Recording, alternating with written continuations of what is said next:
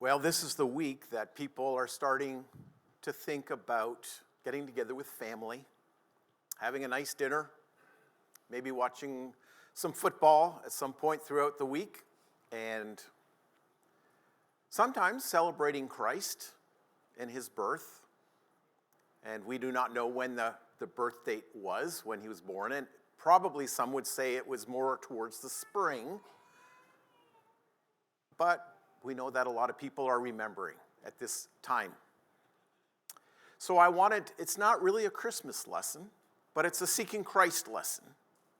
And I want to look at the different responses of a promise and a prophecy that was made hundreds of years earlier. So there was a great expectation in Jerusalem amongst the Jewish people that a Messiah was going to come, a king was going to come, one that would come unto like Moses, even as it says in the Old Covenant. Or even as David's throne would be established forever, as prophesied in the Old Testament. That God would send his son into the world. And there was great expectation of it. And it seems, according to history, there was quite a bit of expectation around the first century. For some reason, people were just waiting and hoping that the Messiah was going to come. And then he comes, and what is the response of the people? And that's what we want to look at today through this short section of Matthew chapter 2. We know there was a time when the shepherds came, and that was when Jesus was first born. This is a little bit later on. We don't know how long. Some people say weeks, perhaps even months later. But here, the wise men from the east will be coming. Now this is the idea, after Jesus was born. It wasn't like the day he was born or during, but some point afterwards. After he was born in Bethlehem of Judea, in the days of Herod the king. Behold, and this is the key here that we're talking about today. Wise men from the east came to Jerusalem. Wise men, we don't know exactly who these wise men were. It doesn't say how eastward they were. They traveled westward, but so we look at eastward. There were not a lot of big cities eastward until you came to Babylon. And you wonder, well, is it possible that they came from Babylon? What would anybody in Babylon know anything about the scriptures, anything about a Messiah, anything about Judaism? Well, you may be familiar with your Old Testament that a few hundred years earlier, there was a whole group of people that were taken captive from Jerusalem to Babylon. And that would have been people like our Daniel or our Shadrach, Meshach, and Abednego. And there were many others in Babylon that came from Jerusalem. And they may have had some kind of influence on the people in Babylon. Not to mention that Daniel had risen up through the ranks and became second in command, which basically would have meant that he was over all of the other leaders, all of the other provinces, all the other districts, and even over the Magi that lived there. You remember during the days of Babylon, there were Magi there in the days of Daniel. Nebuchadnezzar had a dream and he wanted his special people, his religious figures to interpret the dream, not only to interpret, but to tell him what it was. And they're like, we can't do that.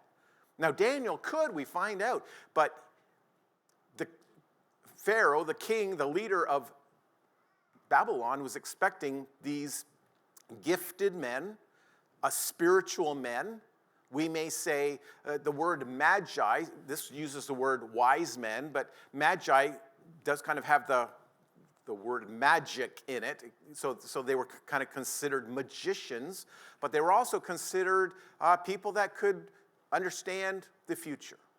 People who could maybe dabble a little bit into astrology and astronomy and understand things like that. And so, yes, this was a few hundred years later, but it wasn't just Daniel. But you remember, the people had gone back to Jerusalem, and the people were starting to rebuild, kind of rebuilding the temple, kind of rebuilding the walls. They never really got quite around to it. So there's a guy named Ezra who showed up. Where did he come from? Oh, he came from Babylon. And then a while later, about 70 years later, so this is literally about 450 years before Jesus, they weren't building the walls very well. And then, you remember Nehemiah? He had a passion and a heart that he wanted to go back and help the people rebuild. Remember the whole book of Nehemiah? Where was Nehemiah living? Oh, he was living in Babylon. And apparently it seems like after he'd finished rebuilding the walls, he went back to Babylon. And so I'm assuming there's a lot of people still living in Babylon that are Jews. So yes, I think Babylon is still very acquainted with the Old Testament, whether they believed it or whether they were, I'm not saying they became Jewish proselytes, I'm just saying they were very familiar with Judaism and probably with the law of God through influential leaders. But if these men had come from Babylon, that means they traveled over 500 miles. They saw a star. Now, I don't know if they had any communication with God or they saw the star and they could, do some astrology and astronomy and say, that's a special star, it's a sign. Maybe there's something in the Old Testament even that talks about that there's going to be a light that comes, and it's going to be a light for the Gentiles. And it's all speaking about a Messiah who's yet to come, the light of the world. But they started on their journey, 500 miles, to see what they were going to be looking for. They're looking for the king. They're looking for the Messiah. Nowhere does it really say that they were expecting to show up to see an infant. Maybe they were expecting to see, a young man. Or maybe already a king that's already leading. I don't know what they were expecting to see. But as we read through this, we find out that they really had to persevere. Put yourself in their place for a moment. This is what it says. They came to Jerusalem, and this is what they were saying. The saying means that they were going around asking questions. They didn't know who to ask. They'd never been to Jerusalem before. All they know, they knew and they believed that, because the Jerusalem is the city of the great king. Well, obviously that's where the king's going to be. So they're going around Jerusalem saying, where's the king? We've come to see the king. We've come to worship the king. We've got gifts for the king. Where's the king? And you know what answer they got? We've not heard about a king. That's news to us. How long has this been going on? Nobody told us anything about a king. So they didn't know. And then eventually word got up to Herod that there's some guys from out east walking around asking about a newborn king, the king of the Jews. Ooh, now Herod is upset. He's perplexed. He's anxious. He's worried. He's concerned. You know why? Because he's King Herod. Probably the king part was probably self-proclaimed. He wasn't that powerful. He was kind of put in charge of the area. He was kind of given that position from Rome because of some deals that he had made and some promises that he had made. So he's just over the district. And this is Herod the Great. And if you've maybe even in history learned a little bit about Herod the Great, he was just not really that nice of a guy. If he felt like anybody was competing for his position or anybody was trying to dethrone him or anybody was in competition to him or maybe he wasn't even getting the respect that he needed, he'd put you to death. So he even killed some of his own children, killed at least one of his wives.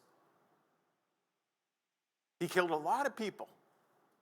Because if you don't submit to him, or you're threatening his power or his position, he's going to eliminate you. And so he was and we find out, it's really not part of this lesson, which is good to know because we're not even going to go all the way through chapter 2, like the point where he's literally killing babies because he's afraid there's a baby, just some news from some guys out east that there's a king in town that's just been born. Now he starts killing all these babies because he wants to eliminate any threat to his position. Now, it doesn't take much to put your thinking cap on, but he's probably an older guy at this point. By the time that baby actually became a teenager, actually to be anywhere near a position, he's probably going to be dead. But he's threatened by a baby who might be somewhere between 6 months or a year old. So he's not very happy. Where's the king to be born of the Jews? We saw his star when it rose, and we've come to worship him. They didn't give up. They've traveled a long way.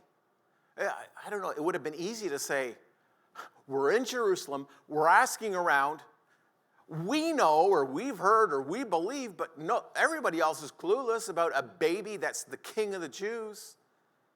Maybe we got our facts wrong. Maybe we've just been chasing something that's not even real. Maybe this is just, something that we just made up somehow. But they kept pursuing. They kept asking. And then eventually Herod says, well, I want to know what's going on. So here we've got some wise men that are seeking for Christ. Herod that wants to eliminate Christ. But then we find out when Herod heard this, he was troubled, and all of Jerusalem with him. You know why all of Jerusalem was troubled? Because Herod's troubled. If he's troubled, you're going to be, because he's going to come up with all kinds of laws and regulations. Who knows? He's going to start throwing in a jail. Who knows who he's going to be asking and saying, what do you know about this? I don't really know. Well, why don't you should know? He's going to be upset at people because he's really wanting to get down to the bottom of this. What's this all about? So all of Jerusalem's troubled. They assembled the chief priests and the scribes of the people. So let's get the religious people together. The people who know the scriptures, the leaders of the Jews. The people that have spent all their time studying the Bible and teaching the Bible. These are God's people. Let's get them together, find out what they know. So they're going to say, okay, well, this is what we find out. Herod's going to inquire where the Christ was to be born. They told him in Bethlehem of Judea, for so it's written by the prophet. At this point, it seems like this is just a conversation between Herod and these leaders. But Herod wants to know exactly where he's at. And he thinks the best way to do it is to find out through these wise men, because they're interested, they're eager, they want to find out. So he gives them a commission. But before we get to the commission, we want to talk about how they came to that conclusion. It's in Bethlehem. The Messiah is going to be born, the King of the Jews in Bethlehem. Well, how did they know that? So this is the scripture from Micah chapter 5. And you, O Bethlehem, so this is, Micah is about 400 years before Christ. You, O Bethlehem, in the land of Judah, are by no means the least among the rulers of Judah. For from among you shall come, in the future, it's going to be coming, a ruler who will shepherd my people Israel. So for the most part, that is from Micah chapter 5 in verse 2. The interesting thing is, the last part is not in Micah 5 verse 2, that he will shepherd the people of Israel. Now, it's not that they added it. They may have taken two different scriptures and kind of put them together, because we do know that the Bible speaks about this shepherd, the one who's going to be coming as a future king, just like King David was a king in the Old Testament. And this is from Isaiah chapter 40 in verse 10. See, the sovereign Lord comes with power, and his arm rules for him. See, his reward is with him, and his recompense accompanies him. And he tends his flock like a shepherd. He gathers the lambs in his arms, and he carries them close to his heart, and he gently leads those that have the young. Which is a beautiful picture, speaking about the Messiah who's to come, what Jesus is going to be like as a king or as a ruler. Certainly not like Herod, who's paranoid, who's powerful, who's abusive, and doesn't really care about the people. He only cares about himself. But no, this king is going to be one who loves the people, cares for the people, carries the people. He's going to be the one we know that is going to sacrifice himself for the people, not sacrifice the people for himself.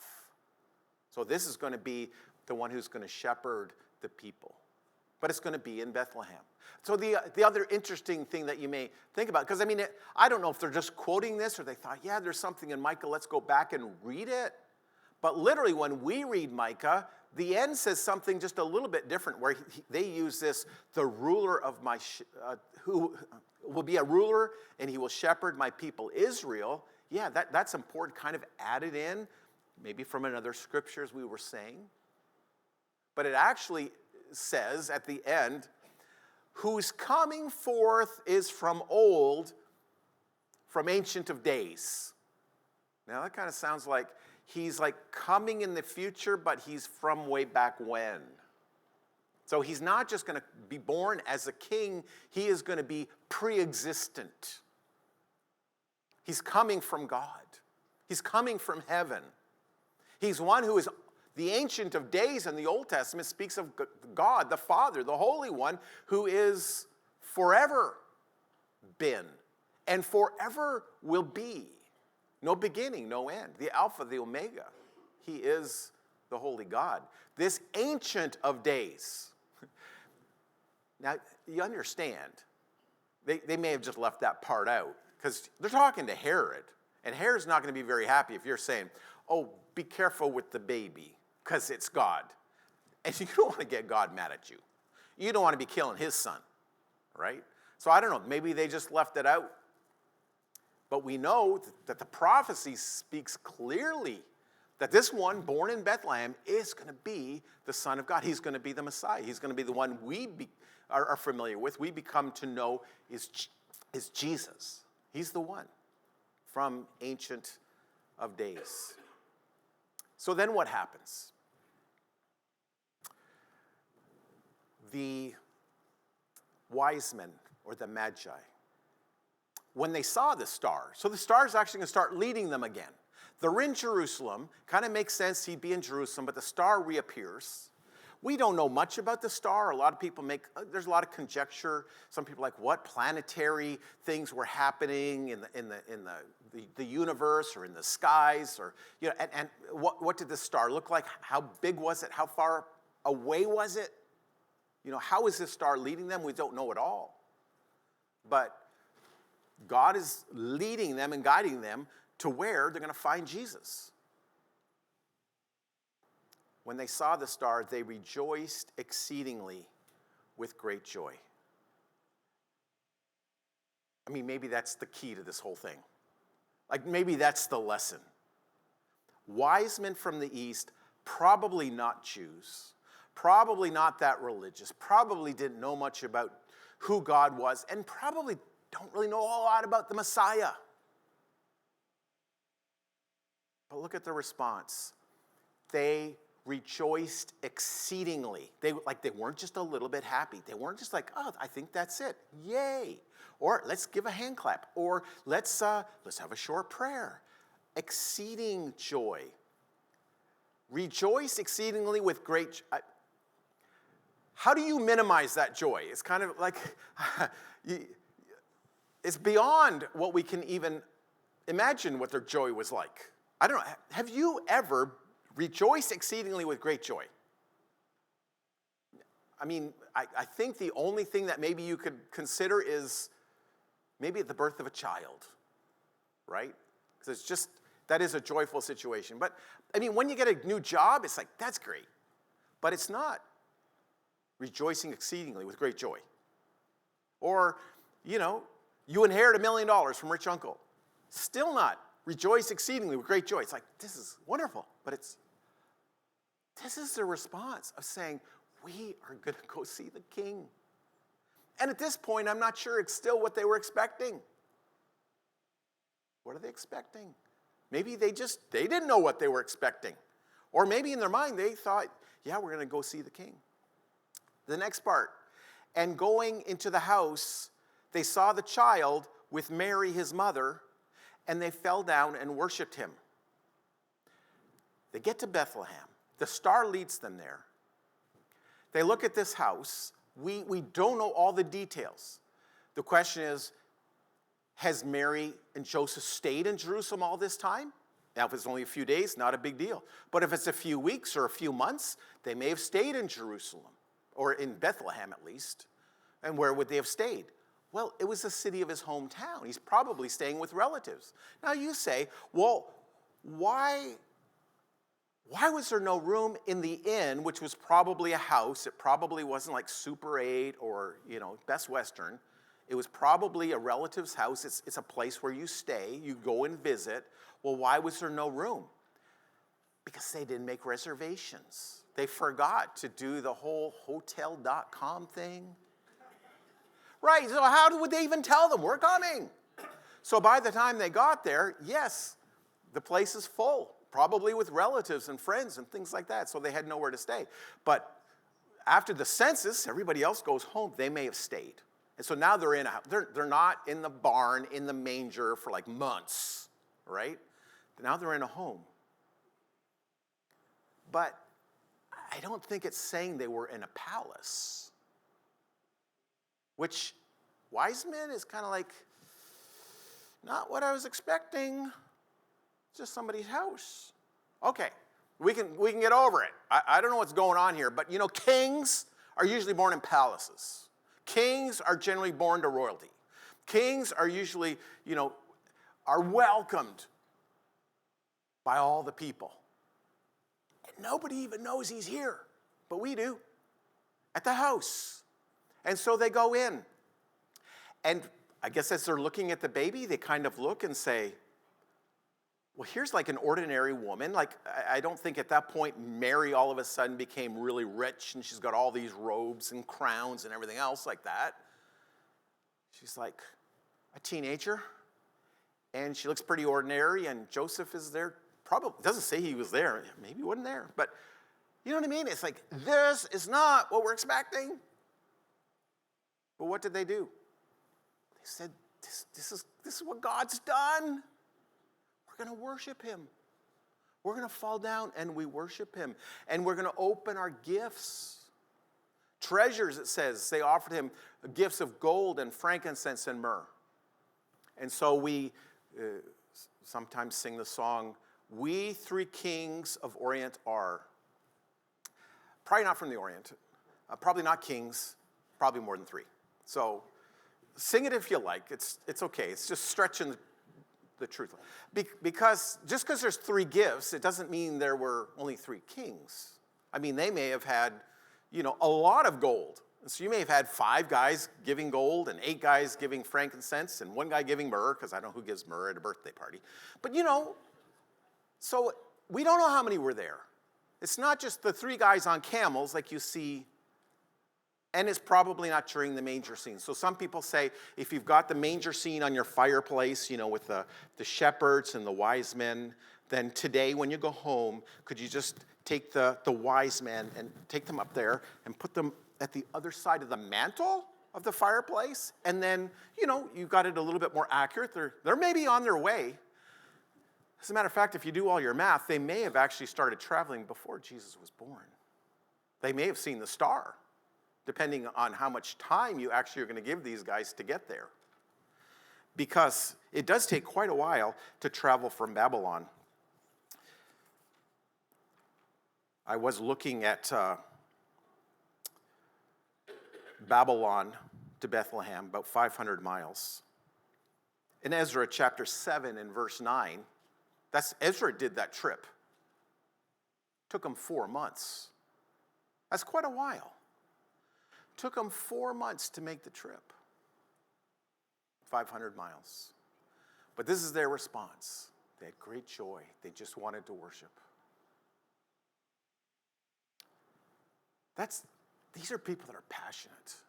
These are people that want to know the Lord. They want to worship the Lord. They're inquiring. Now we know that Herod, he's mad. He's upset. And when the wise men are told to go another way back home, he decides to kill all the babies under 2 in Jerusalem. That's why some people think that Jesus was older, like maybe 1. Because Jesus did inquire, the Herod did inquire about Jesus, the baby, when he would be born. And so somehow he got information from the wise men that he's of a certain age, and so Herod decides 2 years and younger. He's going to kill all the babies to make sure that this baby dies. But we got the religious people in Jerusalem. Religious people, they study their Bibles. They worship the Lord in the temple. And every day they're in the synagogue.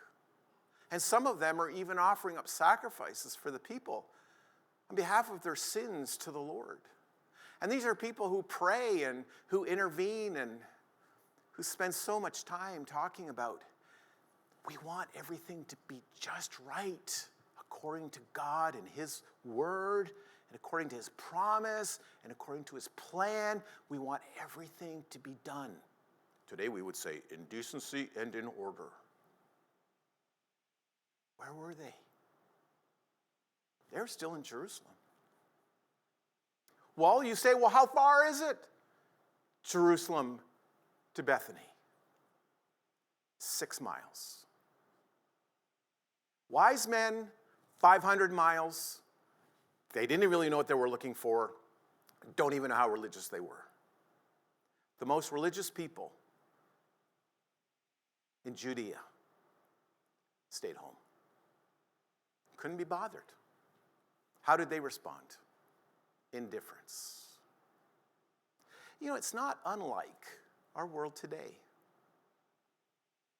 That some people are seeking Christ. Some people are just mad at the whole idea and want to eliminate, and actually, we would say, like, crucify Christ all over again by saying He doesn't even exist. It never happened. There is no God. All this stuff is just all, we are just so mad against all this Christianity stuff. They want to eliminate it. Oh, but there are some people that are searching. They want to know. They've not yet found it, but they're eager. And when they find it, it says they're going to rejoice with exceedingly great joy. When they find the Messiah, the one they're looking for, the one they know that they need. And what they're going to do is they're going to bring the best that they have. They're going to bring their gold and their frankincense and myrrh, figuratively speaking, and worship the Lord. They're going to bow down before Him. But there's countless, millions of people that attend churches and places of worship every week. Maybe even read their Bibles every day. And when it really comes down to worshiping the Lord, it's apathy. They're not really that committed. You know what they are? They're stuck in their way. They're stuck in their traditions. And you know, Herod did not want things to change. He wanted to keep his power. He wanted to keep the things the way they were. He wanted to keep his position. And I think the religious leaders wanted to do that too. So we don't want anybody to mess with this system we set up, with this religion we have, with our traditions that we've been carrying on for years. And all of a sudden, you're telling me that God is going to come and shake things up. I will not have that. I forbid it. It's not going to happen. But could we be like that sometimes? In our thinking,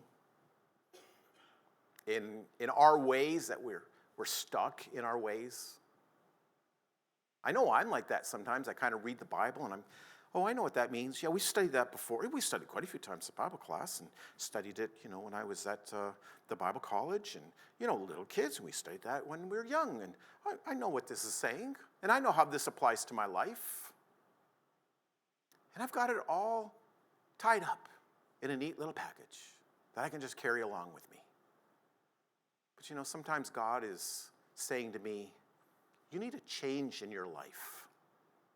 It's ultimately people say, are you saying change doctrine?